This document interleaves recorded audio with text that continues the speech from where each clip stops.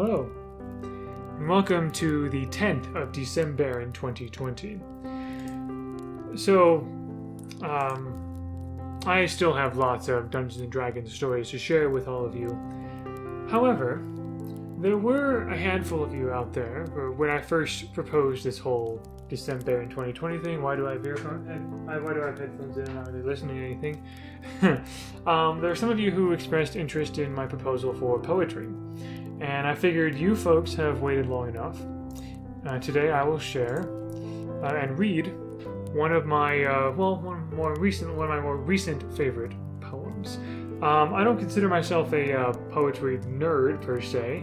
I do certainly have some appreciation for literature and poetry and theater and things like that. But just recently, in this past year, for some reason, I've gained a particular fondness for this one poem called The Love Song of J. Alfred Prufrock by T.S. Eliot. You may have heard of the poet T.S. Eliot. It's a name that comes up in school curriculums and things like that. You also may have heard of The Love Song of J. Alfred Prufrock as well. It's one of T.S. Eliot's more well-known poems, I think. T.S. Eliot is also quite well known for his posthumous book of Practical Cats, which is the collection of poems that inspired the musical Cats by Andrew Lloyd Webber, which in turn inspired a couple of film adaptations, including the more recent one, which we don't talk about that. But in any case, the cat poems are delightful, the original cat poems, and I might read those some other day this month. But today I'm going to read The Love Song of J. Alfred Prufrock. Now, when I first read this in college, I was very confused by it. There was so much, it seemed to be all over the place. It sounded like a very dreary poem that I just couldn't quite wrap my head around. And I got some ideas of what it might have been about, but I just kind of like tossed it aside, like, okay, there's a lot of lyricism to it, a lot of lovely words and things like that. However, then I came across a website that featured the artwork and graphic novel designs of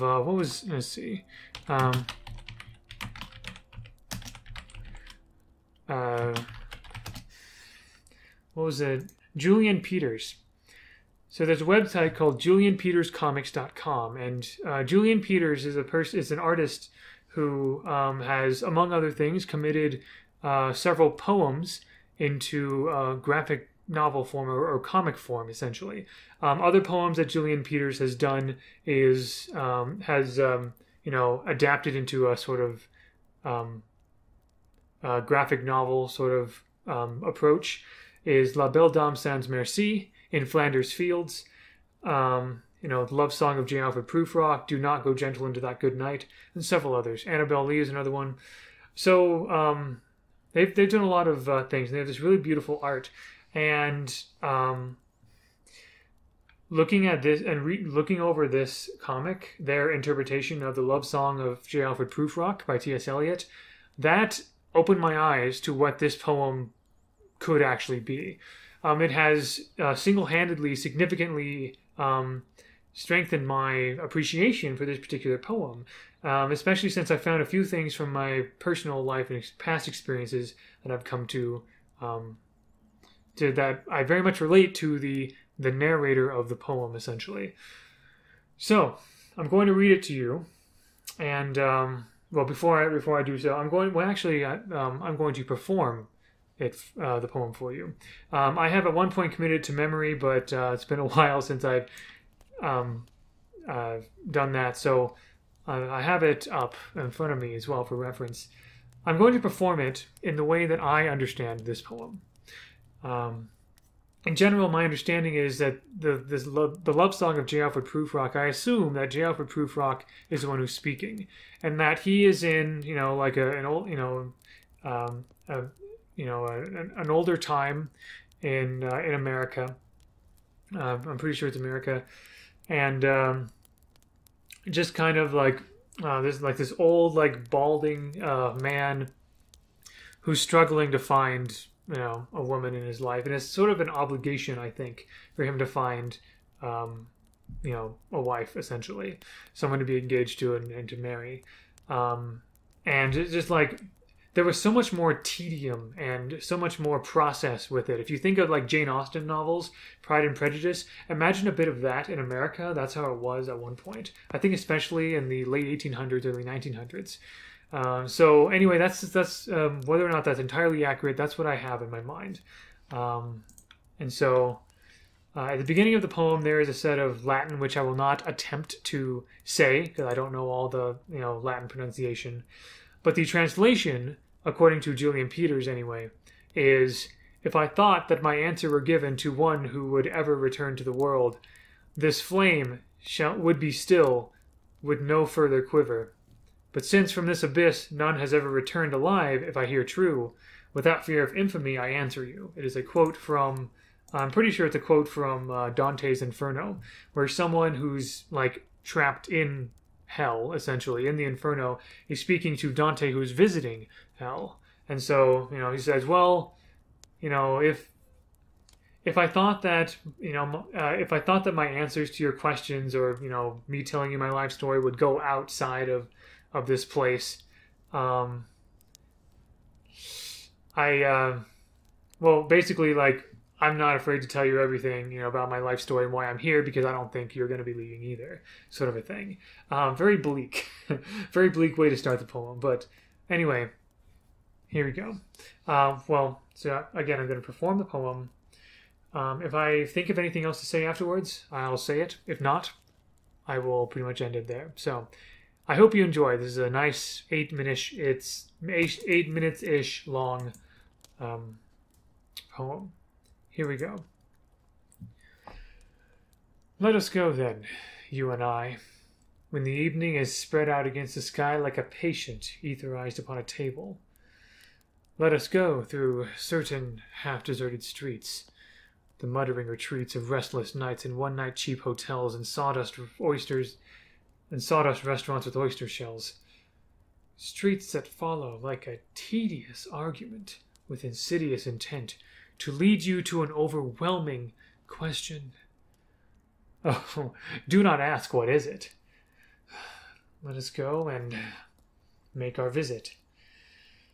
In the room the women come and go, talking of Michelangelo. The yellow fog that rubs its back upon the window panes. The yellow smoke that rubs its muzzle on the window panes. Licked its tongue into the corners of the evening, lingered upon the pools that stand in drains, let fall upon its back the soot that falls from chimneys, slipped by the terrace, made a sudden leap, and, seeing that it was a soft October night, curled once about the house and fell asleep. And indeed, there will be time for the yellow smoke that slides along the street, rubbing its back upon the window panes. There will be time. There will be time to prepare a face to meet the faces that you meet. There will be time to murder and create, and time for all the works and days of hands that lift and drop a question on your plate. Time for you, and time for me. And time yet for 100 indecisions, and for 100 visions and revisions, before the taking of a toast and tea. In the room the women come and go, talking of Michelangelo. And indeed there will be time to wonder, do I dare? And do I dare? Time to turn back and descend the stair, with a bald spot in the middle of my hair. They will say, how his hair is growing thin. My morning coat, my collar mounting firmly to the chin, my necktie rich and modest, but asserted by a simple pin. They will say, but how his arms and legs are thin. Do I dare disturb the universe? In a minute there is time for decisions and revisions, which a minute will reverse. For I have known them all already, known them all, have known the evenings, mornings, afternoons. I have measured out my life with coffee spoons. I know the voices dying with the dying fall beneath the music from a farther room. So how should I presume? And I have known the eyes already, known them all. The eyes that fix you in a formulated phrase.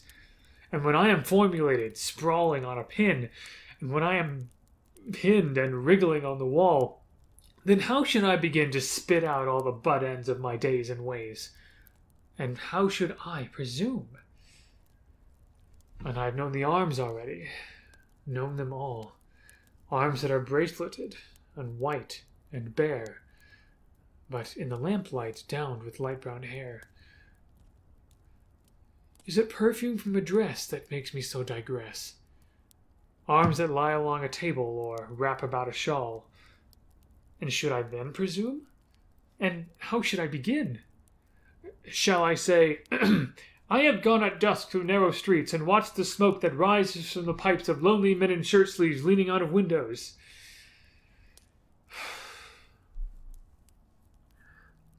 I should have been a pair of ragged claws scuttling across the floors of silent seas. And the afternoon, the evening, sleeps so peacefully, smoothed by long fingers, asleep, tired, or it malingers, stretched on the floor here beside you and me. Should I, after tea and cakes and ices, have the strength to force the moment to its crisis? But though I have wept and fasted, wept and prayed, though I have seen my head grown slightly bald brought in upon a platter, I am no prophet, and here's no great matter. I have seen the moment of my greatness flicker, and I have seen the eternal footman hold my coat and snicker. And in short, I was afraid.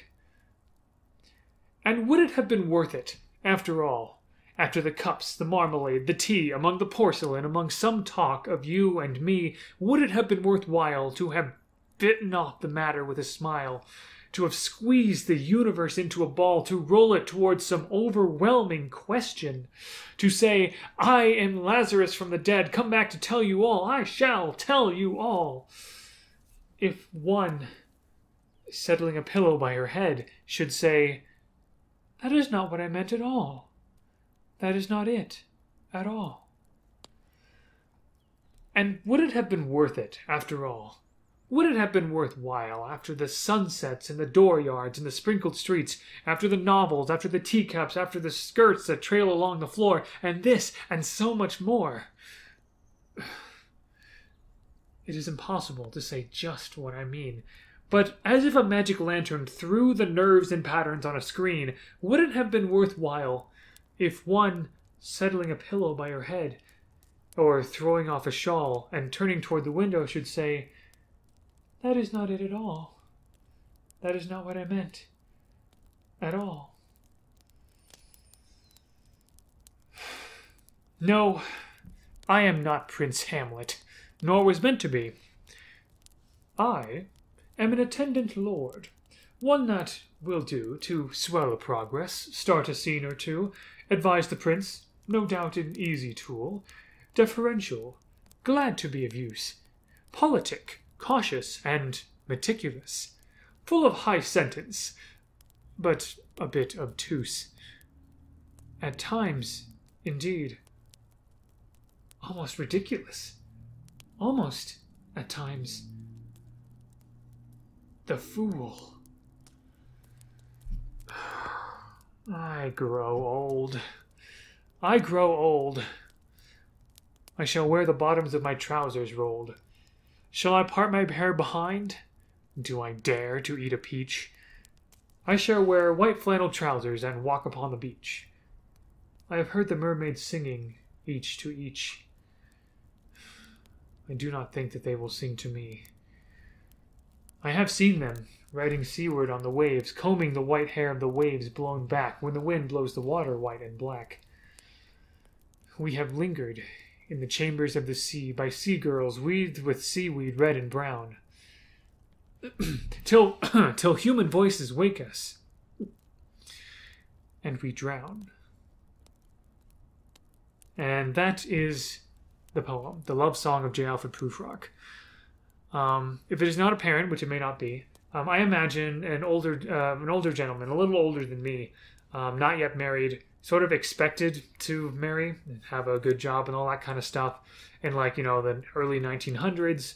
And just sort of like, going to all kinds of parties and being judged by all these people, by the women that come and go, and there's this young lady that he has tea with and everything. And, he kind of like, wonders like, should he force the moment to its crisis? Like, should he like, take the small talk to more serious things, maybe propose even or something like that. And I imagine that he's just really worried about, like, what if he did that? What if he squeezed the whole universe into a ball? Would he dare disturb the universe to do that? And then only to have her say, "Oh, well, I wasn't thinking that way at all." I imagine anyone, especially anyone who has gone through wanting a relationship or through a relationship itself, have had those kinds of feelings, that sort of anxiety about social relationships. And I certainly have. Over a period of 5 years, I have. I was on the dating scene for quite some time. Until I finally met the woman I would marry. A few years ago, but it's tough, and it was especially tougher like in the 1900s and earlier, when there was more like customs and more expectations. Like the expectations were different, I should say. So my favorite part is I think the often quoted part: "Do I dare disturb the universe?" Julian Peters interprets this as someone who like is about to knock on someone's door. Like imagine a man about to knock on this young woman's door to like talk to her or ask her out or socialize with her or something. And honestly, I've felt that, like approaching the door and like, do I dare do that? Like, it kind of feels like a big thing, right? You're going to disturb the universe if you knock on this girl's door. So anyway, that's what I think. There could be a lot more or a lot less that T.S. Eliot was intending with this poem. But this is how I interpret it. This is why I really like it. There's also a lot of beautiful imagery in it. So anyway, that is my performance of the love song of J. Alfred Prufrock. I hope you enjoyed. I certainly enjoyed. I always enjoy reading and performing it.